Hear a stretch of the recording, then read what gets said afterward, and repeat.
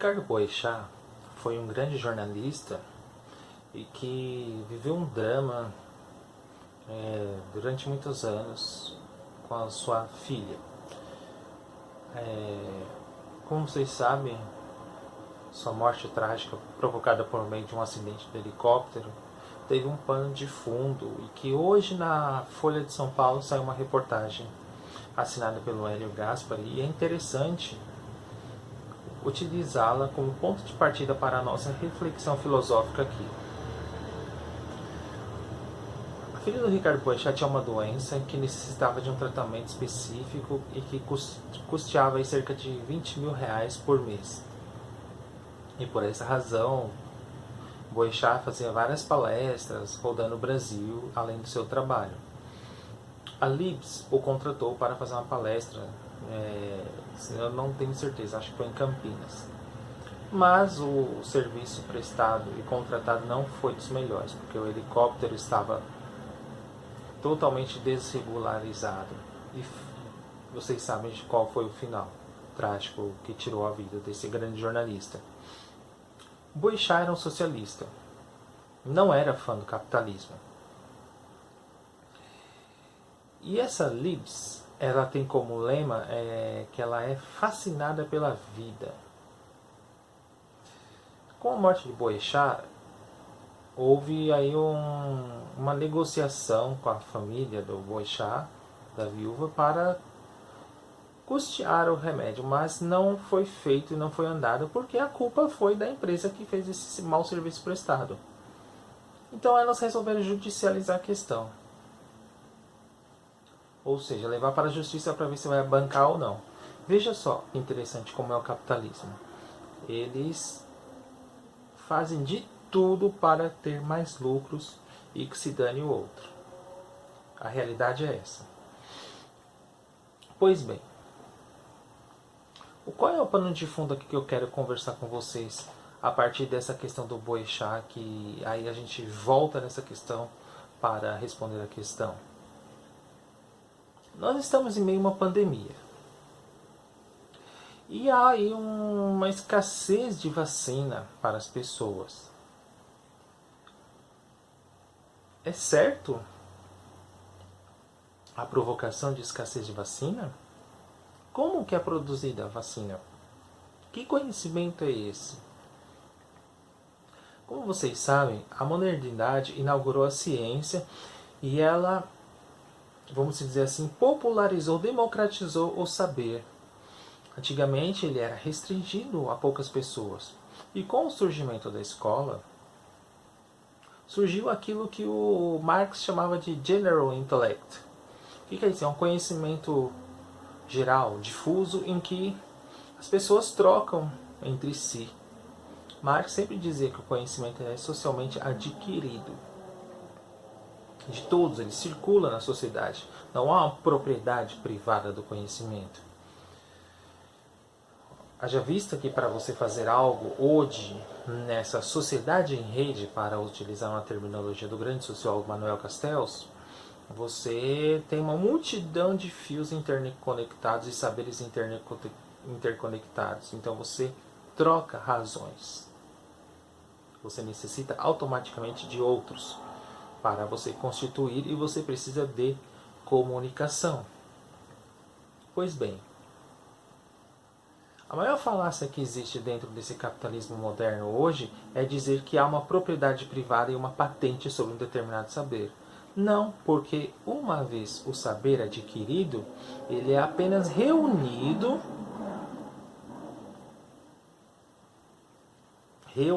vou falar novamente, ele é reunido e sistematizado.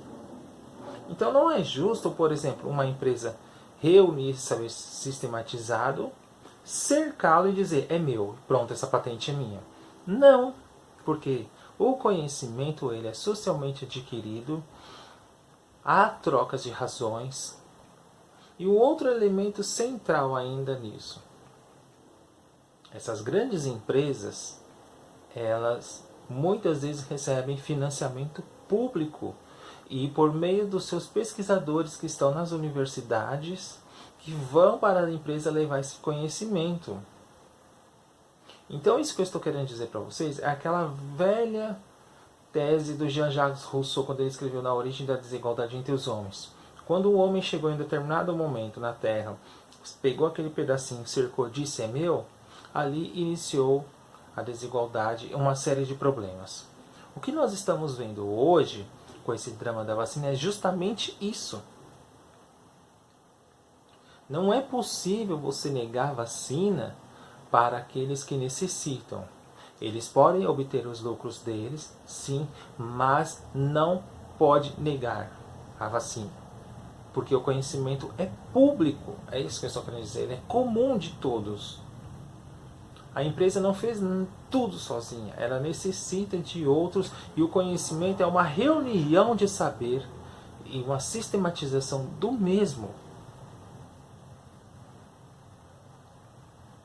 A mesma coisa, eu estou aqui gravando esse vídeo com vocês.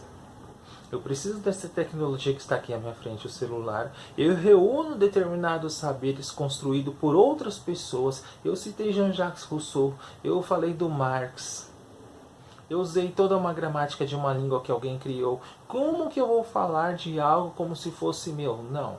Eu fiz uma reunião de várias áreas do saber, sistematizei e fiz algo que eu estou falando aqui com vocês agora. Então, dentro do capitalismo, está acontecendo algo como se fosse a volta de Rousseau daquela origem do discurso da desigualdade. Outra questão importante é: a empresa está errada duas vezes por negar o tratamento para a filha do Biochar e segundo porque o fez errado por conta da contratação daquele helicóptero que gerou aquele trágico acidente. Biochar tem razão de ser socialista, porque é necessário socializar os bens para todos. Aquela questão que o Marx disse de você produzir mais valia. Você produz mais valor, mas aquilo que você produz não fica com você, é só uma parte muito mínima. Acontece hoje. Se você está dentro de uma indústria de sapatos, você ganha R$1.000 por mês, e os sapatos que você produz custam R$1.000, você produz um sapato, mas durante um mês você produz 500 sapatos. Entenderam a lógica? Esse sapato, o couro, foi produzido por alguém que dependeu de uma outra pessoa e de uma outra pessoa que sistematizou isso. Entenderam por que é impossível você pegar, sistematizar e dizer que é seu? Porque há uma cadeia de saberes difusos em que foi reunido, mas que outros pensaram. Esse saber geral, ao qual Marx fala, proporcionou isso. E ainda mais está mais atual nos dias de hoje por conta que nós vivemos a era do capital improdutivo. E o capital improdutivo são esses juros gerando juros, mais a necessidade do conhecimento para produzir. Ou seja, é o chamado capitalismo cognitivo que nós estamos. Esse capitalismo cognitivo, a grande moeda de troca, o grande capital é a produção do conhecimento. Só que muitas vezes a nova mais-valia, você produz o conhecimento, pesquisador, vai para uma indústria, ela sistematiza aquilo e fala, é meu, mesmo que você que produziu. Entenderam? Sacaram a ideia? Então o que nós estamos vendo hoje é uma volta desse discurso do Jean-Jacques Rousseau, mas é necessário a gente pensar alternativas. Podemos pensar alternativas de uma outra sociedade possível, sim. Podemos pensar de trabalhar menos, sim. Podemos trabalhar pensando na nossa sobrevivência sem pensar em futilidades. E os dinheiros, conhecimentos, eles podem ser distribuídos igualmente entre os homens, no sentido de cada um ter o seu e ninguém ficar passando necessidade.